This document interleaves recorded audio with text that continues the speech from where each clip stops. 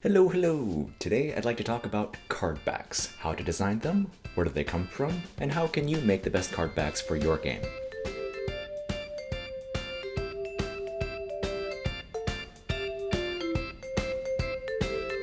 Way back in the day, cards used to actually be printed on paper that was thin enough that you could actually see what was on the other side.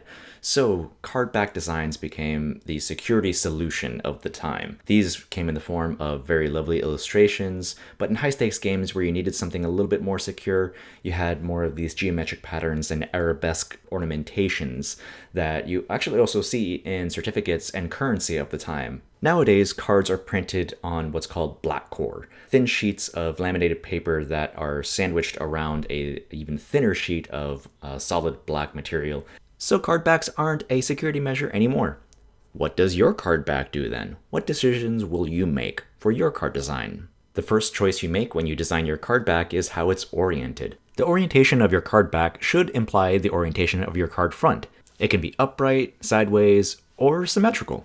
Aside from that, you may want to think about the durability of your design, how well it will handle wear and tear over the course of play. In these cases, it's helpful to use natural textures or complicated patterns to camouflage any of the traditional wear and tear that you'll experience with standard cards.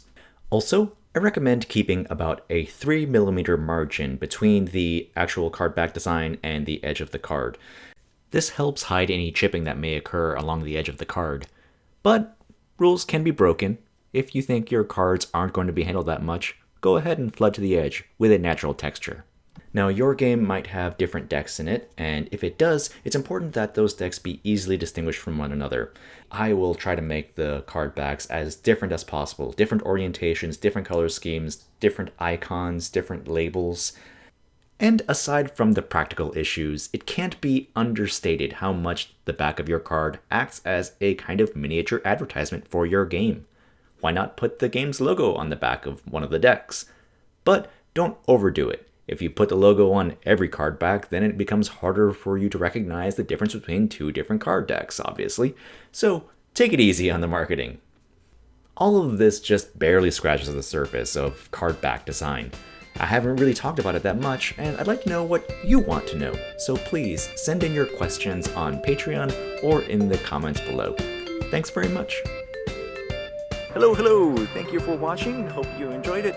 If you want to download more stuff and more content, you can find it over in the Patreon at the link below. Thanks very much.